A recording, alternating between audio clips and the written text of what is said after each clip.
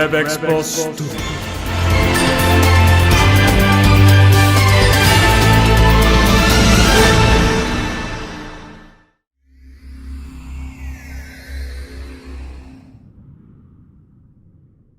Welcome to another episode in our leadership series.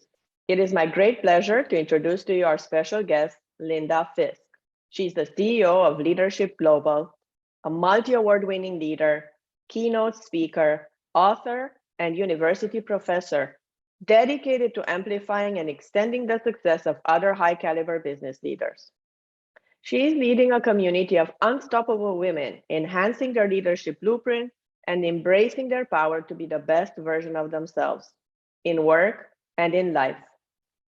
She supports and guides ambitious, creative women to move in the direction of their purpose, their mission, and their dreams, with powerful connections, critical support, practical tools, and valuable resources to show up, speak up, and step up in their careers and personal lives. Prior to this role, Linda was the CEO of Collective 54, successfully launching, growing, and scaling that firm after serving as the global head of brand marketing, public relations, and communications at Susan G. Komen. Linda forged an earlier career as an entrepreneurial and forward-thinking marketing executive on the cutting edge of brand marketing. When Linda served as the global head of marketing for YPO, she developed her passion for bringing inspiring leaders together to create opportunity, discover possibility, and solve problems. Today, we're going to focus on the important topic of women entrepreneurship and touch on trends that we have witnessed in the post-pandemic environment. Welcome, Linda. It's a great pleasure to have you here today. Many women sometimes feel torn between should they emulate other women or should they get more male mentors? And I was wondering if you have an insight on that. And then the second part is even if they want to learn and they hear how others have overcome certain barriers, that does not always translate into action. Well, what can you advise women entrepreneurs? How should they balance these dilemmas?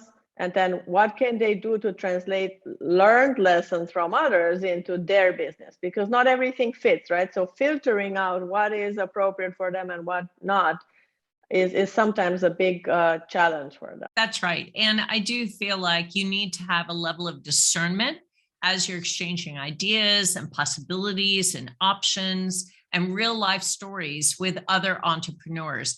And of course, having a support network for women in startups, having greater representation of women in leadership, even girls being taught entrepreneurial skills at a young age. These are all, in my mind, critical components of furthering women's success as entrepreneurs. But I don't think a woman needs to be limited to only emulating other women entrepreneurs. There are so many examples of phenomenal men who have achieved incredible heights of success as an entrepreneur. And absolutely every single example of someone who's been able to achieve the level of success that you are aiming for, that needs to be considered. And so learning from them, learning about their ups and downs, their successes, as well as their failures, I think simply adds to the wealth of knowledge that you have as you begin to expand your own entrepreneurial journey. You want to try to avoid the pitfalls that others have experienced. You want to try to avoid their missteps, but you also want to chart your own course. So in my mind, learning from everyone around you is absolutely key. But as you said, Ingrid, you do need to have a level of discernment to recognize what's applicable to you and what is not.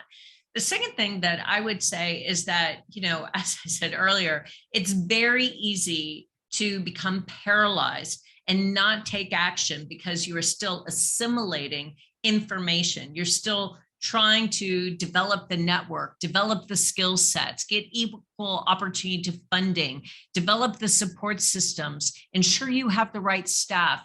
But I got to tell you that unless you take action, you'll never be able to test your theories. And that is actually, in my mind, the biggest key to being a successful entrepreneur is to see everything that you're experiencing as just simply feedback. It's not right. It's not wrong. It's not good. It's not bad. It's just simply feedback that you can use to take the next step. There are some things you're going to learn and you're going to say, wow, that didn't work out as well as I'd like. That's interesting. It's good for me to know that that isn't a path that's going to be productive for me. Okay, I'm going to pivot. I'm going to turn. I'm going to go in a new direction.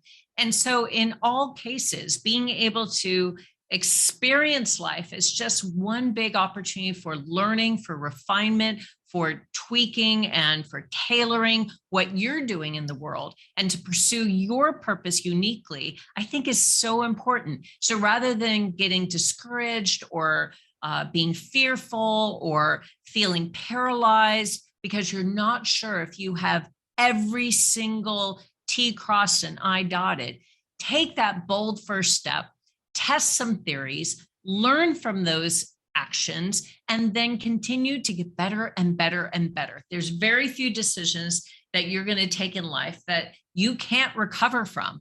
But if you don't take that first step, if you don't take that action, you'll never find out. RevExpo Consulting Xstudio.